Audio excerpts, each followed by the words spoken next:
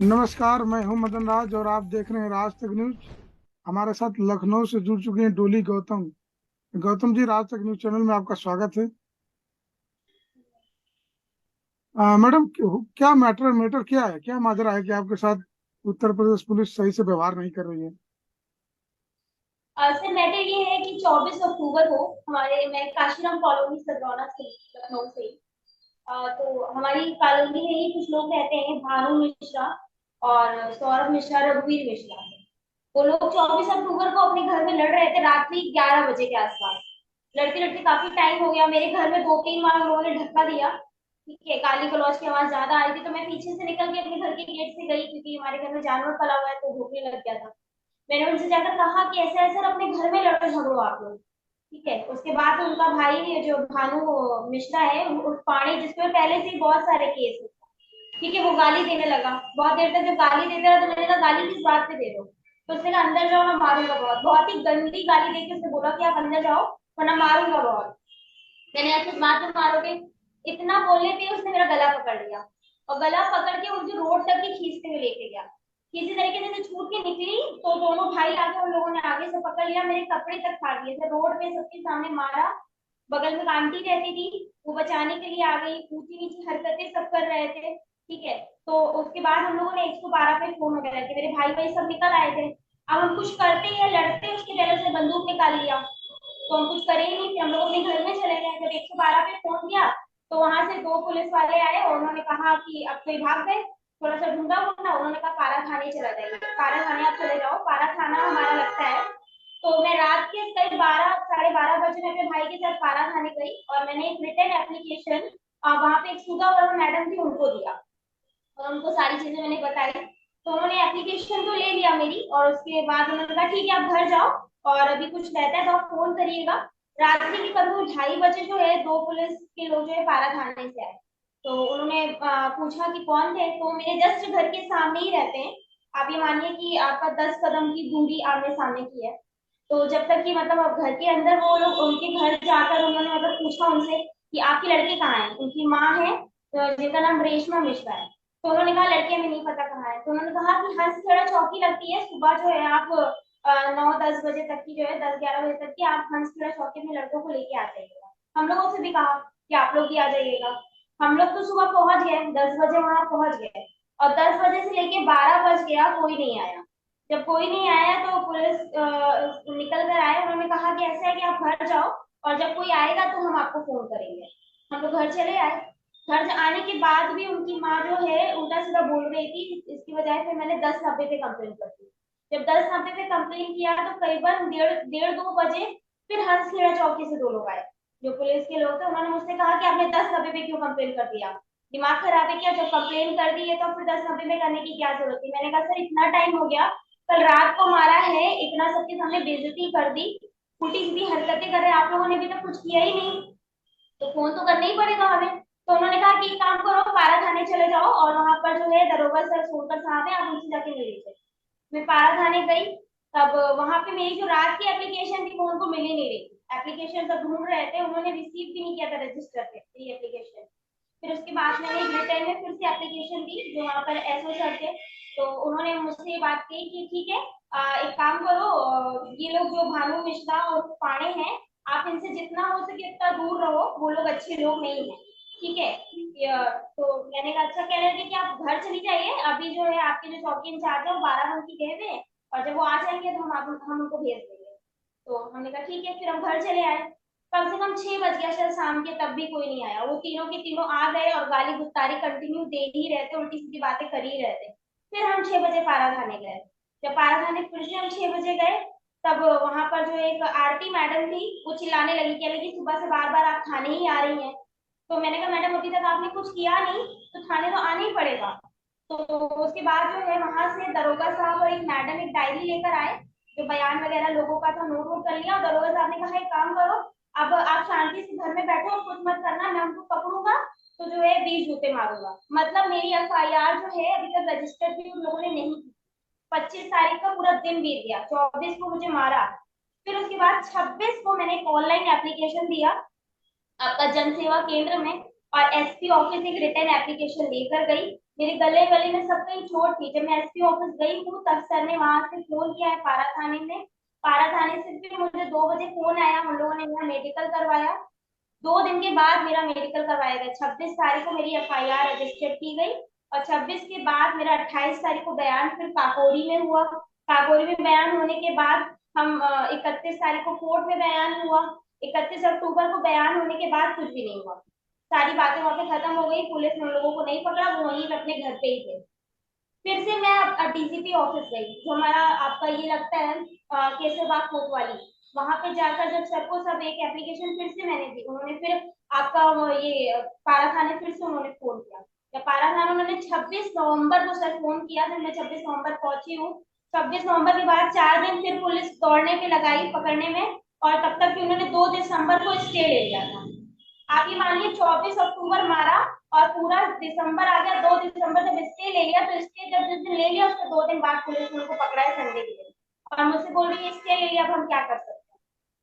और 6 दिसंबर को फिर जी, जो आप बोल रही थी इसके पहले आप बोली कि मैं गया था थाने में, तो पुलिस वाले बोल रहे थे कि वो लोग अच्छे आदमी नहीं, तो आप ये नहीं बोले कि प्रशासन का खौफ नहीं है, कानून का खौफ नहीं है, कि आप ऐसा बोल रहे हैं? पुलिस वगैरह ऐसा क्यों कर रहे हैं कि वो लोग अच्छे आदमी नहीं है? ये आपका काम है।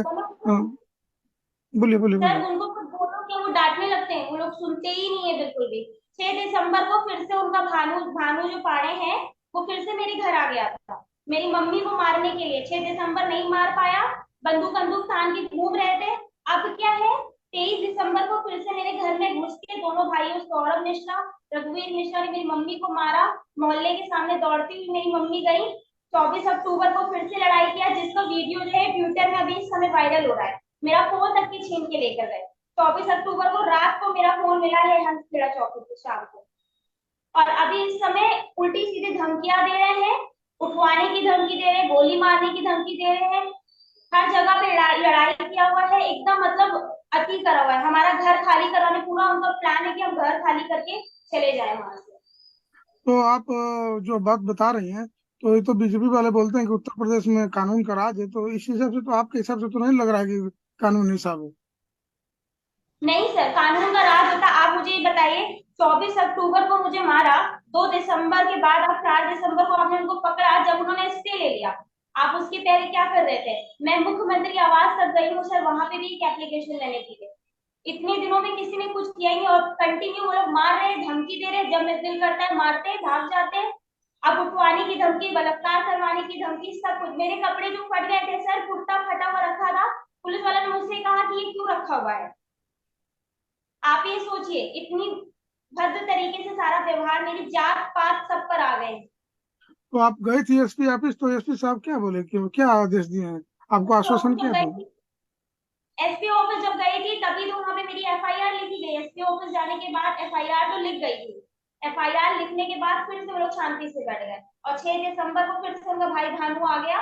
लड़ाई दंगा। 23 दिसंबर को मेरी मम्मी को फिर से मारा। 24 को दोनों भाई मेरा फोन लेके चले गए। उनकी मम्मी उल्टी सीधी धमकियां दे रही है, सब हर तरीके से उन्होंने प्रताड़ित करके रखा हुआ है हम लोगों तो फिर आप दोबारा एसपी ऑफिस नहीं है कि सर फिर हमारे साथ दुर्व्यवहार हो रहा है, कानून का को। खौफ नहीं?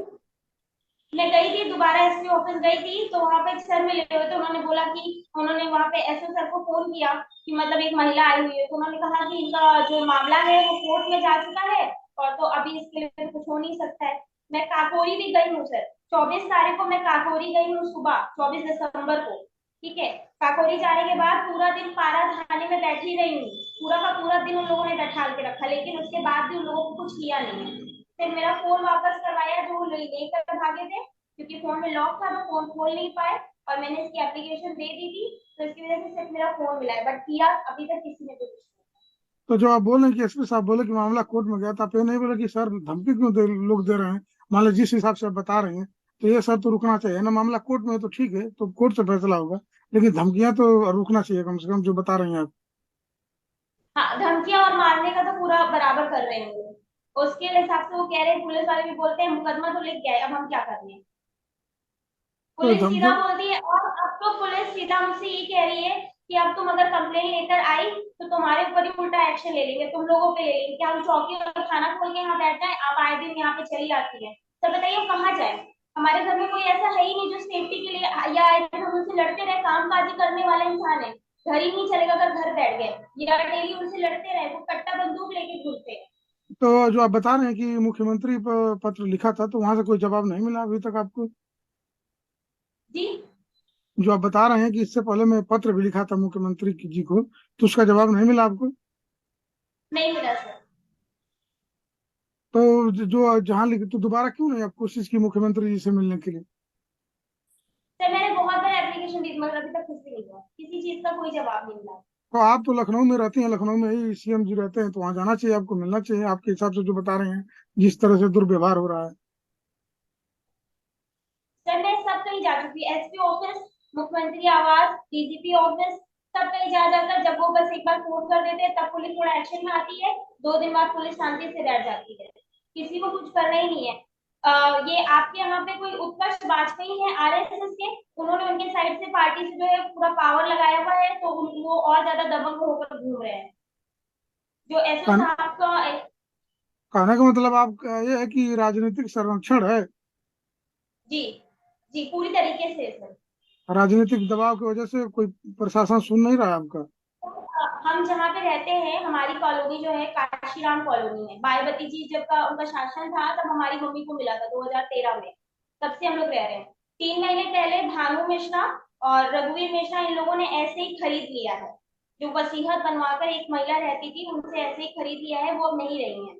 वो लोग ऐसे ही आके रह रहे हैं और कहीं से पहले से लड़ाई करके मारपीट करके पहले का मुकदमा चल रहा है, वहां से आए हुए हैं काशीराम में और अपनी दबंगई वैसे ही दिखा रहे हैं।